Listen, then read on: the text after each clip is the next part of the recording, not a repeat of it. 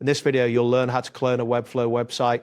This process will allow you to duplicate an existing site, including its styles, pages, and images, to create a new version that you can edit as needed. First, navigate to the Webflow dashboard by opening your web browser and entering the Webflow URL. Once you arrive at the dashboard, look for the section labeled Sites. This is where all your projects are listed. Next, locate the specific site you want to clone from your list. Take a moment to review the names and thumbnails of the projects displayed to ensure you select the correct one. Click on the 3 vertical dots next to the site name to open a drop-down menu. After that, from the drop-down options, click on Duplicate. This action initiates the cloning process, and you will see a confirmation message indicating that the site is being duplicated.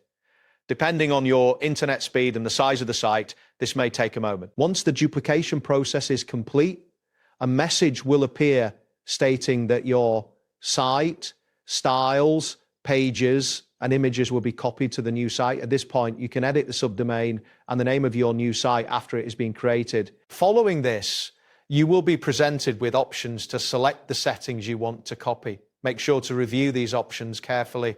Click on Copy Hosting Settings to include any hosting configurations from the original site. Next, you will want to click on Copy SEO Settings to ensure that search engine optimization configurations are also duplicated. This step is crucial for maintaining the visibility of your new site in search results. After confirming the SEO settings, you will again see the message about your content being copied. This is a reminder that you can edit the subdomain and site name after cloning. Then click on Copy Integration Settings to include any third-party integrations that were set up in the original website.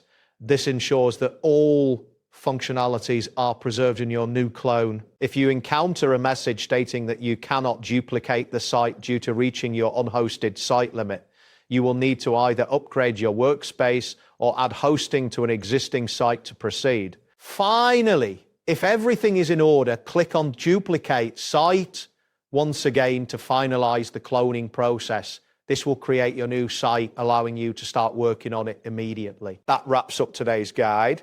Thanks for watching, and catch you in the next tutorial.